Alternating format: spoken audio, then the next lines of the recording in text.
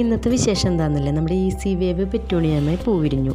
അപ്പോൾ നമുക്ക് കാണുമ്പോൾ തന്നെ അറിയാൻ കണ്ടില്ലേ, ഒത്തിരി പൂക്കൾ ഒരുമിച്ചാണ് വിരിഞ്ഞുള്ളത്. നടുക്ക് നമുക്ക് സാധാ പെറ്റൂണിയുടെ പോലെ ആ തൈ ഉണ്ടായി വരുമ്പോൾ അതുമെന്ന് തന്നെ ഒത്തിരി ബ്രാഞ്ചസ് ആയിട്ട് തിരിഞ്ഞിട്ട് നല്ല പടർന്ന് പന്തലിച്ച് അതുമെല്ലാം ഒരേ സമയം തന്നെ എല്ലാ പൂക്കളും വിരിയുന്ന ഒരു പ്രത്യേക ടൈപ്പ് പെറ്റൂണിയാണ് ഈസി വേവ്. അതിൽ നിന്ന് തന്നെ കമ്പൊടിച്ച് കുത്തി നമുക്ക് ഒത്തിരി പ്ലാന്റ്സിനെ ഉണ്ടാക്കിയെടുക്കാം.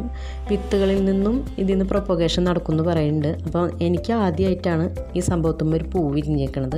അപ്പോൾ എനിക്ക് ഒത്തിരി ഇഷ്ടമായി. ആ കളറും ഒക്കെ നല്ല ഭംഗിയായിട്ടാണ് വിരിഞ്ഞ് നിൽക്കുന്നത്. നമുക്ക് സത്യം പറഞ്ഞാൽ കണ്ണെടുക്കാൻ തോന്നില്ല, അത്രയും ഭംഗിയിലാണ് നമുക്കതുമ്പോൾ പൂ വിരിഞ്ഞിട്ടുള്ളത്. അപ്പോൾ ഒത്തിരി പേർക്കൊരു സംശയമാണ്, നമ്മളിതിൻ്റെ വിത്ത് വാങ്ങിച്ച് വെച്ചിട്ടുണ്ടെങ്കിൽ നമുക്ക് ഉണ്ടാവുമോ, അതുണ്ടായാൽ തന്നെ പൂവുണ്ടാവുമോ.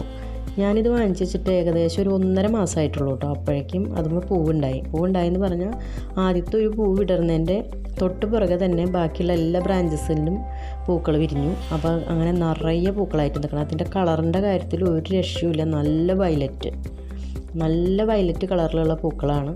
അപ്പോൾ നമുക്കിതിൽ പൂക്കൾ കാണുമ്പോൾ തന്നെ നമുക്ക് ഒത്തിരി സന്തോഷം തോന്നും. നമുക്കിപ്പോൾ മറ്റുള്ള പെറ്റൂണിയെ വെച്ച് നോക്കുമ്പോൾ ഇതിൻ്റെ ഇലകളിലായാലും ഒരു പ്രത്യേക തരം സോഫ്റ്റ്നെസ് കൂടുതലുണ്ട്. ഈസി വേവിനെ കുറിച്ച് പറയുകയാണെന്ന് വെച്ചിട്ടുണ്ടെങ്കിൽ നമുക്കറിയാം, ഒത്തിരി പൂക്കൾ തരുന്ന ഒരു വെറൈറ്റിയാണ്. അതുമൊന്നും തന്നെ കമ്പൊടിച്ച് കുത്തിയും നമുക്ക് തൈകളെ ഉണ്ടാക്കിയെടുക്കാൻ പറ്റും. അപ്പോൾ ഇന്നത്തെ പെറ്റൂണിയുടെ വിശേഷങ്ങൾ ഇത്രയേ ഉള്ളൂ. വീഡിയോ ഇഷ്ടമായെങ്കിൽ ലൈക്ക് ചെയ്യുക, ഷെയർ ചെയ്യുക, നമ്മുടെ ചാനൽ ഒന്ന് സബ്സ്ക്രൈബ് ചെയ്യുക.